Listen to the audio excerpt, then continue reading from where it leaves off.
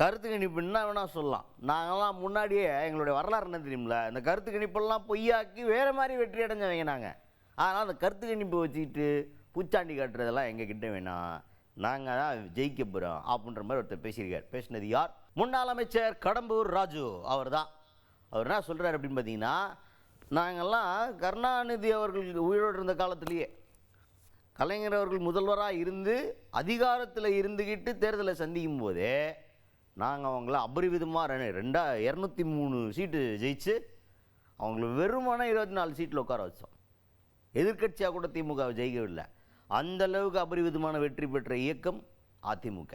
இப்போ கருத்து கணிப்பில் எதை சொல்கிறாங்க அதை சொல்கிறாங்கன்னு இதை பார்த்தலாம் ஏமாறாதீங்க. நாங்கள்லாம் கருத்து கணிப்பே ஏமாத்துறவங்க.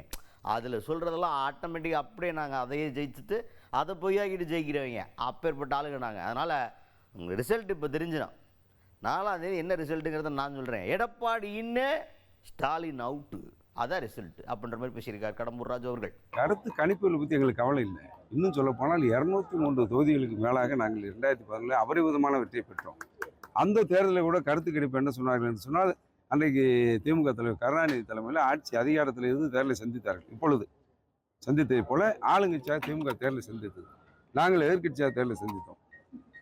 அந்த கருத்து கணிப்புகளெல்லாம் பொய்யாக்கி திமுக சட்டமன்றத்துக்கு எதிர்கட்சி அந்தஸ்து கூட வராமல் வெறும் 23 இடங்களை பெற்று நாங்கள் 203 இடங்களுக்கு அதிகமான இடங்களில் மகத்தான அபரிவிதமான வெற்றி பெற்று மாண்புமிகு அம்மா முதலமைச்சராக வந்தார். அதே நிலைமை தான் இன்றைக்கு 200 தொகுதிகளுக்கு மேலாக வெற்றி பெற்று மாண்புமிகு அண்ணன் எடப்பாடியார் தமிழகத்தின் பொற்கால முதல்வராக வருது. இது காலத்தின் கட்டாயம்.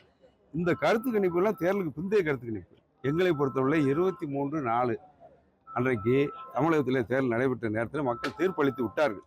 என்ன தீர்ப்பு என்று சொன்னால், சேஞ்சார்ஜ் கோட்டையில் எடப்பாடியார் இன், ஸ்டாலின் அவுட். இதுதான் கருத்து கணிப்பு.